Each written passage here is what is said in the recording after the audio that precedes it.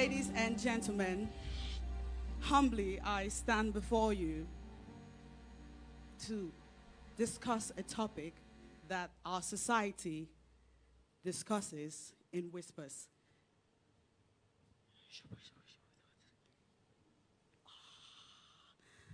Mental illness. Many thanks to Sir Cosfini, who has endorsed this conversation by giving my team and I some precious talk minutes on this prestigious altar. With me somewhere in the congregation are my people wearing this. Please come. My name is Charity. I am popularly known as Chacha. I am a wife, a mother, Nollywood actress, and founder, Meticulous People Foundation. Thank you.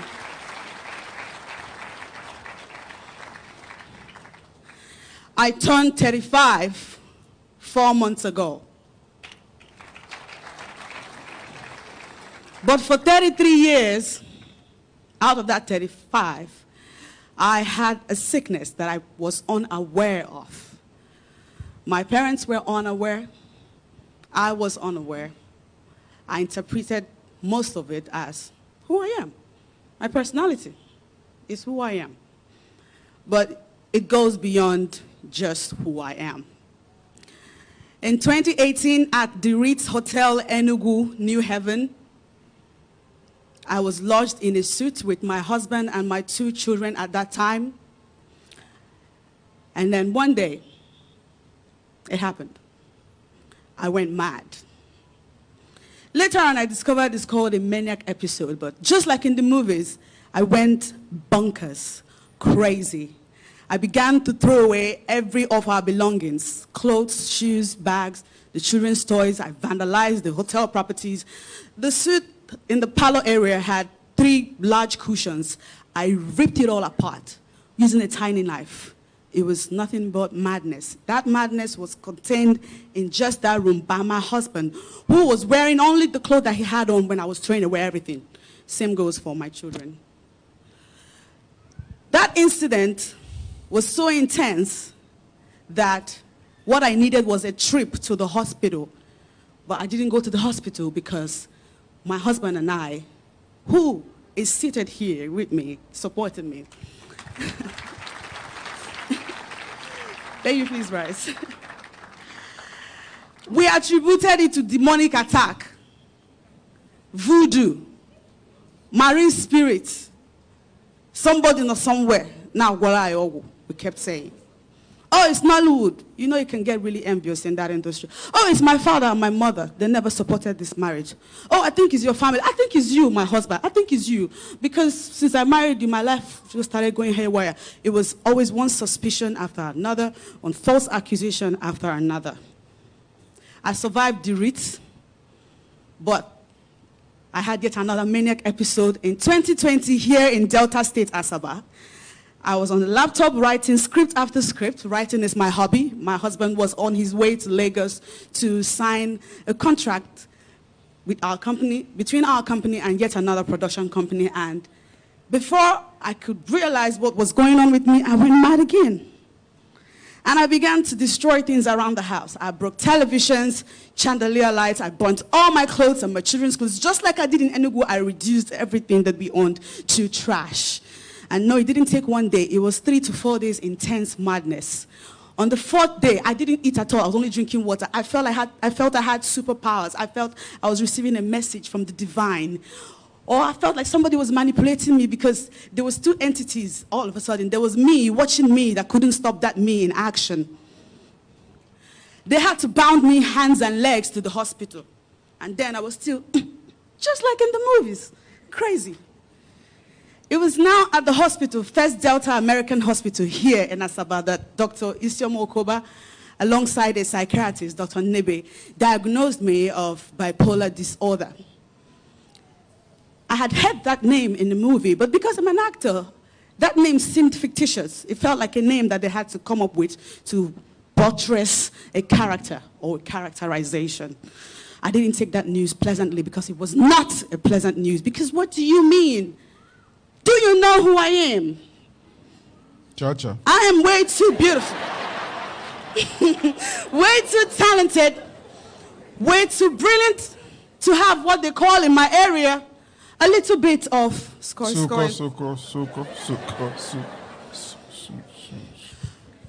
that news came accompanied by yet another news that I found very impressive. All of a sudden, they said I was pregnant. We weren't expecting a baby, but I love babies. So I was like, yeah. I can't get away. I don't know what you're saying, bipolar, what? And so when they gave me drugs to take, when I went home, I was flushing the drugs down the toilet. I had a friend, I still have a friend in the US, who bought me pills worth thousands of dollars. It was a 6-month supply for the disorder. But my head didn't agree with that news. So I called her and said, I won't take them. The Lord told me in my sleep that those drugs are not for me, I'm fine. And then I now attached the news of the pregnancy to my denial, saying that if I keep taking these drugs, the tendencies of the baby in my stomach coming out as imbecile is there, so no, I'm not going to take it. And so I went through that pregnancy without my pills, but I never stopped going mad. Only this time was small madness. But then, when I had my baby and resumed work, the stress of the work began to jam my brain again. I had yet another episode. Just like in 2020, I had another episode in 2021. I had that episode in 2020. Every year, there's always episodes. Hypomanic and manic. This particular episode, I burnt all our wedding photos, all our vital business documents, destroyed all our clothes. We had no clothes again. It's what I do. I did that every time. Not anymore, but it was a habit. Many times people would not see me on social media. They imagine I'm living an introverted life. While that is true, I've been living in a world in my head. I didn't even have clothes to make appearances anymore because I'd wrecked everything that I had. Until I had a last manic. The last manic that I eventually wandered off. On the streets, many are raving mad, naked. But there are people who are not naked yet, but they are mad. This particular manic, between April, May, June, July, of course, I burnt clothes, destroyed things, but I wandered off. 4 a.m. in the morning, my family were asleep, and I wore my clothes. I sneaked out of the house. Immediately across the gate, I take off. I was running. Nobody was pushing me, but I felt like somebody's trying to kill me. Hallucinations, delusions. It was all in my head. I ran to Lagos. It wasn't enough. I ran to Ghana. Now Bali, not Kweli. It is what it is, Pastor. Yes. It took the grace of God. God loves me to remind me of home. Because I love my husband and my 4 children at home, including a 1-year-old. But then I suddenly remembered home and I felt like, okay, the reason I ran is because this man here, I was convinced in my head that he wanted to use me to do rituals. The nature of my work doesn't support the sickness that I have. I make pretense for a living. Mm-hmm. People pay me to be pretending to be who I am not. And I've done it for over a decade plus. So I'm a guru at it. But all that pretense began to backfire on me because I began to lose myself in the midst of it all. Characters that I do not recognize were now jumping out of me. I'd come on social media and write nonsense. Non-existent things. And because I'm popular, people take me seriously. They'll take those words that I said seriously. They didn't even know I'm talking nonsense. They didn't know. They didn't know. No, and that was the worst thing you could do to me then. If you say, I could fight you. Because what do you mean? What ogu? Insult yourself there. On and on it went. I came back and they bundled me yet again to the hospital. This time, Dr. Val's hospital. What's the name again? Ken Crest Hospital. That's the 4th hospital now. One hospital after the other. And it's not like our bills were ever cheap. It's designer sickness, yo. Our bills used to be 700,000, 800,000. And it's not just the pills. The pills are not even that expensive. It's the aftercare, the psychotherapy that they used to give me that I was still combating. I shaved my children's hair. Anybody that knows me here on social media know my children. They are my greatest asset alongside this man. If you know me on social media, you've never seen me in a private jet. I don't have a Wrangler. I don't have those expensive cars. I still will, but the expensive treasure that I still have, is my husband and my children. But trust bipolar to make a mess of my most treasured possessions.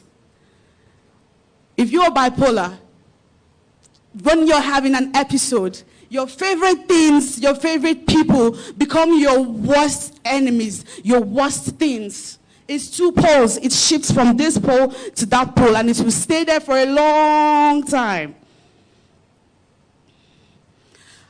I suicide bombed my marriage on social media twice. The first one, I couldn't account for it. But the second one, I'm a mama. Because I was very angry. Trust the devil to use vices, like anger. I was angry for nothing. I felt like this man was ganging up with the doctors to lie to me because he has a plan to take my luck. On that day that they were driving me to the hospital, I made a big scene. I was screaming, "Kidnapper! Help me, he's a kidnapper!" And then people were stopping to help. But when they got to where we were, they realized, that's your husband. And then he'll tell them, she's not fine, I'm taking her to hospital. That brought up more aggression in me, like, hey, I promised myself, Chego, can I go DJ nka?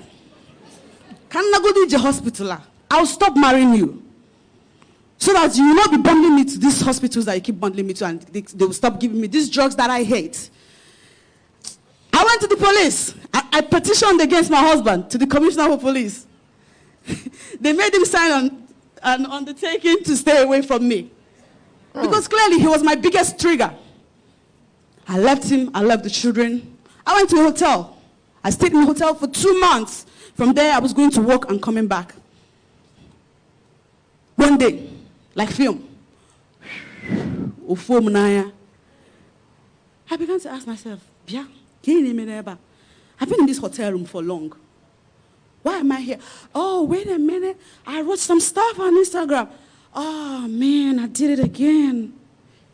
Where are my children? I remember when I was dragging custody with my lawyer, I thought, the children are on holidays in the village. Oh, Jesus. Oh, I did it again. Then I began to call my husband's phone. He wasn't picking. He was already terrified of me. But then I sent him a long voice note on WhatsApp. Say, baby, just allow me to come back. I'll be taking my medicine. I promise. And then he said to me, that's just the point I wanted you to get. Because what is happening to you has happened to many people. It's happening to many people. So you don't let it ruin you. Just recently, there's the popular IVD story. If anybody followed it. Bimbo is late now. But I recognize myself a lot in Bimbo, who is dead. All that aggression and violence and endless nagging. It's a mental imbalance. Like that. You can't be so crazy you pour kerosene or fuel around about your house and then you put it on fire and expect it not to burn. It will burn, but it will burn you too. I have this injury to show for all the times that I smashed floor tiles, was breaking windows so I could jump out. Chacha Eke. I'm just trying to say that so many people are here listening to me and they're just like me. Some of them know about it, some don't know. So I'm bringing you the same gospel that Jesus brought to the people. Consciousness, awareness, knowingness. What you don't know is your mountain. From the moment I realized that bipolar makes me unstable in my moods and in my dealings with people, I began to make conscious efforts to be a better person. I started to take my pills, which some people that are mentally unstable should take. Now, the pills repairs brain cells because my brain for 33 years faced a lot of damage. Imagine being sick and not taking drugs. You only get worse. If you have anger issues, the kind that never goes away until you take out your anger or vexation on something or someone, My dear, you have mental problem. If you feel so